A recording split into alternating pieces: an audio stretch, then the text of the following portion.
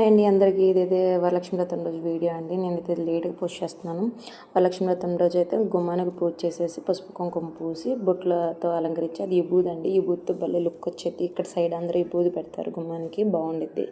ఇంకా ముగ్గులు వేసేసి దానికి కొంచెం అలంకరణ చేసేసుకున్నాను. తర్వాత రోజు రొటీన్ ఫ్రైడే పూజ అనేది అండి. మామూలు ఫ్రైడే పూజ చేసేసుకొని ఇంకా వంటలు చేసుకుంటూ పక్క ఫ్రైడే పూజ చేసేసుకొని ఇంకా వరలక్ష్మి వ్రతానికి ఇక్కడ అలంకరణ చేసుకుంటున్నానండి.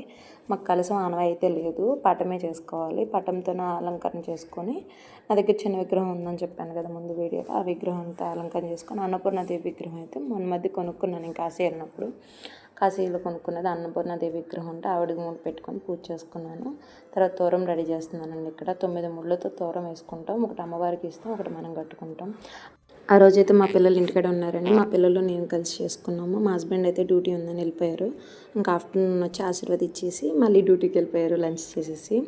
ఆ రోజైతే ప్రసాదాలు, పూజ, అక్షంతులు అన్నీ మా పిల్లలు మేము చేస్తాం మమ్మీ మేము చేస్తామని వాళ్ళు కూడా చేశారు పూజ. వాళ్ళ అక్షంతులు నేను పూలతో చేసుకున్నాను. నాకు పూలతో చేసుకోవడం చాలా ఇష్టం.